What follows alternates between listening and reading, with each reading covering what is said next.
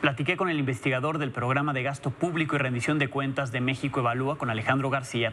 En particular, porque esta semana se presentó el reporte trimestral al segundo trimestre por parte de la Secretaría de Hacienda y Crédito Público. ¿Cómo está gastando el gobierno? De acuerdo con México Evalúa, aquí lo que me dijo.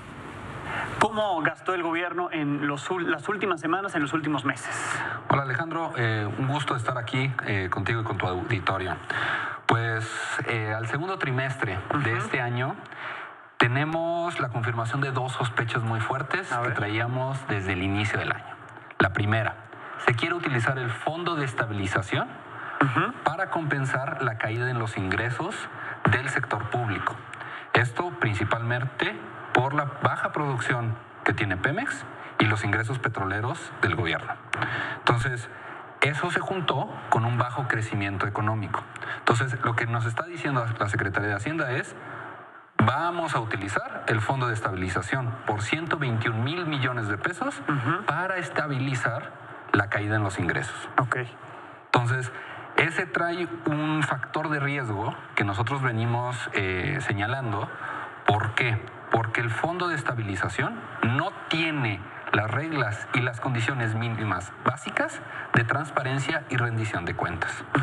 Entonces, por un lado, la Secretaría de Hacienda está confirmando la sospecha de vamos a tener menos ingresos, tanto por la baja producción de Pemex y un bajo crecimiento económico. Eso lo confirmó.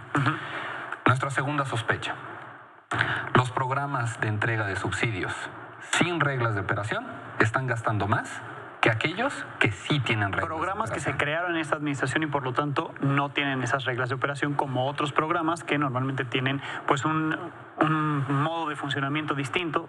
Desde que se crean tienen esas reglas. En esta ocasión fueron propuestas de campañas, se empiezan a aplicar sin estas reglas entonces. Así es, y entonces es muy interesante porque las reglas de operación también te limitan a cómo tienes que gastar. Tienes que cumplir un montón de requisitos para poder gastar bien.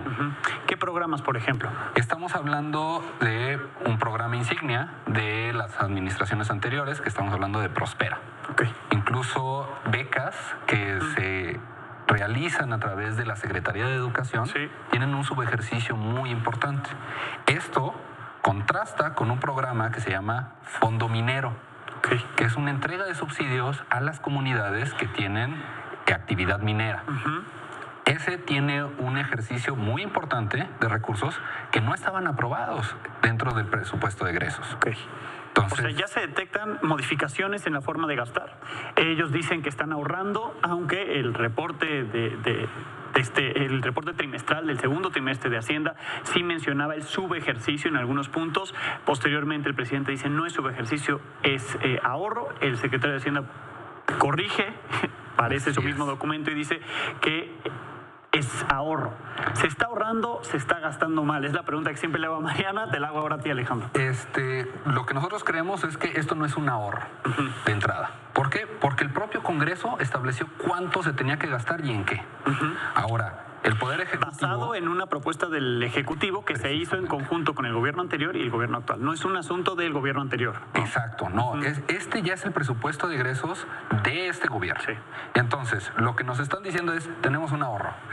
Lo que nosotros vemos en el papel es que no han tenido los ingresos suficientes para poder gastar, por un lado, y por el otro lado, tienen una situación de cuellos de botella para gastar en estos programas de subsidios que no tienen todos los padrones de beneficiarios completos, que no han podido entregar estos subsidios, y eso está generando que no estén gastando.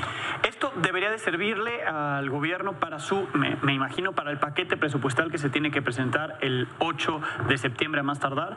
Todo esto, todo este aprendizaje que ustedes ya han señalado bien ahí en México Evalúa, deberían de tomarlo en cuenta.